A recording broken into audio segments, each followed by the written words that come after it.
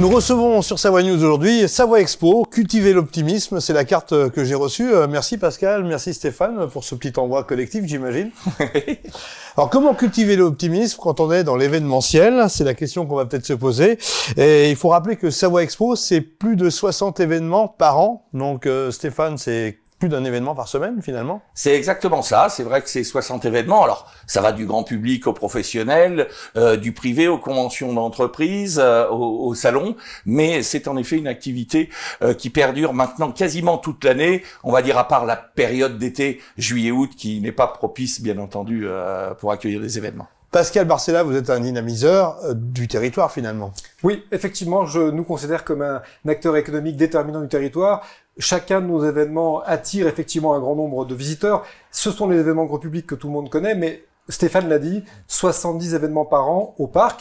Ça veut dire qu'effectivement, beaucoup d'entreprises, beaucoup de professionnels viennent sur notre parc. Et quand un professionnel vient sur notre parc, il couche dans les hôtels chambériens, il consomme chambérien. 85% de notre visitorat est aujourd'hui constitué de visiteurs du bassin Chambéry-Aix. Il en va de même pour les exposants et pour nos professionnels. On impacte le monde de l'hôtellerie, le monde de la restauration, le monde de l'économie de notre territoire, c'est une évidence. Alors j'imagine que les équipes sont prêtes, en fait ça ne s'est jamais arrêté parce qu'il faut quand même préparer le programme ou le maintenir ou transformer entre autres les dates. Oui, mais c'est sûr qu'on a un métier qui est particulier, j'ai envie de dire, il suffit pas d'appuyer sur un bouton et du jour au lendemain on est opérationnel. On est un métier d'anticipation, de préparation, c'est toujours pareil, la logique un peu de l'iceberg avec sa partie visible et les 7 dixièmes qui sont sous l'eau. Nous c'est exactement ça, on a des temps de préparation importants, donc les équipes n'ont quasiment jamais été arrêté, à part bien sûr le premier confinement, puisque celui-ci en 2020 était imposé. Mais en tous les cas, on a bien sûr fait appel à du chômage partiel parce qu'il faut se protéger. Je vous cache pas qu'on a vécu une année 2020 particulièrement difficile pour nous, pour nos partenaires, nos prestataires, comme l'a rappelé notre président à l'instant. Mais en tous les cas, il est important qu'on soit prêt parce que le jour où en effet les grands événements, les grands rassemblements seront à nouveau autorisés, Savoie Expo sera prêt. La preuve, en effet, le salon Habitat et Jardin évoqué sur le printemps, qui est du 9 au 12 avril, qui lui se travaille dès le mois de novembre-décembre. On est déjà à ce jour avec un peu plus de 50% des dossiers exposants inscrits. Ça veut dire que les exposants souhaitent revenir dans des salons et dans des foires. Oui, on n'est pas sur des événements d'image, c'est aussi parce que bien sûr ils y trouvent leur compte et leurs affaires, et j'en profite d'ailleurs pour les remercier de leur confiance aussi à nos côtés, parce qu'un événement se construit ensemble et il en est de même bien sûr pour tous nos partenaires. Donc là j'ai envie de dire, on est prêt. On travaille, on va faire un événement qui va être magnifique, avec des contenus nouveaux, sensationnels. On n'est pas en conférence de presse, donc je ne vais absolument rien dévoiler aujourd'hui. Mais en tous les cas, sachez que on est sur le pont, l'équipe est là du lundi au vendredi, et que nous allons faire un très très bel événement parce que sincèrement, en plus, je crois, pour en discuter avec des Savoyards au sens large, il y a tous ce besoin de rencontres, de convivialité, de bonnes affaires, et vraiment nos événements sont là pour ça.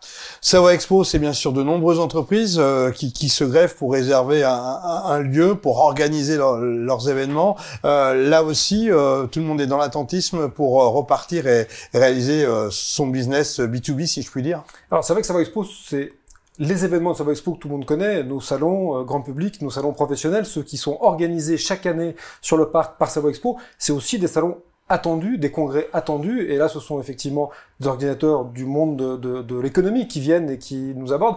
C'est quelque chose de difficile, c'est sans doute sur ces événements que la situation va être la plus complexe pour nous, il va falloir redynamiser tout ça, redonner de la confiance. Le prochain événement professionnel qu'on attend, c'est Destination Montagne, ce qui s'appelait hier Grand Ski, qui va être chez nous au mois de mars. On est très dans l'attente de ce salon, bien sûr, qui va donner le ton et qui va redonner la confiance, sans doute, à nos exposants professionnels. On le souhaite. Alors, on peut aussi parler culture et événements, parce que le phare est greffé à Savoie Expo, si vous me permettez l'expression, et là aussi, en dehors de quelques matchs à huis clos qui ont eu lieu ces derniers temps, le phare est aussi dans l'attente. Oui, le phare est dans l'attente, vous avez raison, on accueille depuis la reprise du championnat à huis clos les matchs du Chambéry Savoie Mouvement de Malle, et j'en profite pour faire un clin d'œil et souhaiter une excellente année à nos partenaires présidents de clubs sportifs. Je pense au rugby, je pense au hand bien sûr, Alain Poncet, mais je pense aussi au hockey, et je pense à beaucoup d'autres clubs qui sont eux aussi dans la difficulté. Je pense aussi, quand on parle du phare, aux organisateurs d'événements savoyards. Je pense à Jean-Philippe Delage, à Damien Varon, je pense à Benoît Rastier, et à ces gens qui font aussi vivre l'économie et la culture. Quels sont les concerts, les événements maintenus? En fait, on est dans un premier temps sur des événements qui devaient avoir lieu sur 2020 et qui sont reportés. Je sais qu'il y a le Lac des Cygnes, il y a Laurent Gérard.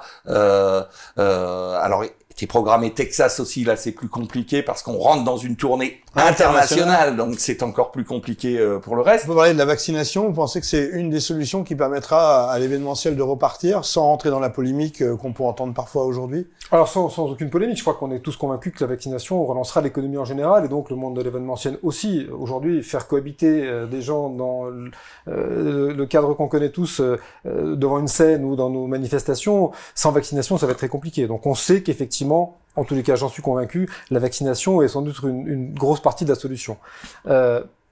Nous avons des moyens à Savoie Expo, nous avons des halls, de la surface, du parking. Je souhaite vivement, et nous travaillons et nous réfléchissons sur ce sujet avec l'Aglo, je souhaite vivement que notre parc soit accessible à la vaccination demain, devienne un vaccinodrome, le terme n'est pas très élégant, mais il est usé aujourd'hui. Comme vous avez d'ailleurs ouvert les portes Savoie Expo pour la livraison des masques, etc. On a ouvert les portes de Savoie Expo pour gérer l'opération des masques de la région. On gérera demain, je l'espère vraiment, la vaccination des Chambériens, des Aixois. En tous les cas, on a les moyens aujourd'hui d'accueillir du monde, de créer de la circulation, de la distanciation dans ce cadre-là. Vous savez, on s'est monté des cloisons éphémères, on s'est monté des tas de choses à Savoie Expo, on s'est chauffé des halls. Il suffit de nous interpeller pour qu'on le fasse. Et j'espère vraiment qu'on sera associé à ce plan de vaccination. L'optimisme, c'est votre mot tout au long de votre carrière, Stéphane, moi qui vous connais depuis bientôt 20 ans, bon de you, si vous me permettez l'expression. Ah, ça ne nous rajeunit pas. Et vous restez optimiste alors avec votre carte de vœux, mais aussi, je dirais, au quotidien. Je crois que c'est aussi en étant positif que le positif arrive. Il faut le provoquer. C'est comme la chance. Elle se provoque, elle se mérite aussi. Et si vous voulez, pourquoi l'optimisme ? Parce que il faut être aussi clair, c'est que nous avions une année 2020 exceptionnelle. Malheureusement, c'est pas le cas.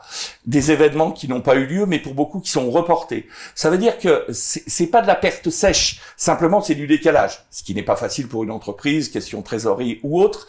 Mais en tous les cas, l'année 2021, avec ce qu'il se rajoute, je vois déjà des lueurs sur 2022, 2023 avec des gros congrès nationaux. Donc en effet, il y a tout pour être positif.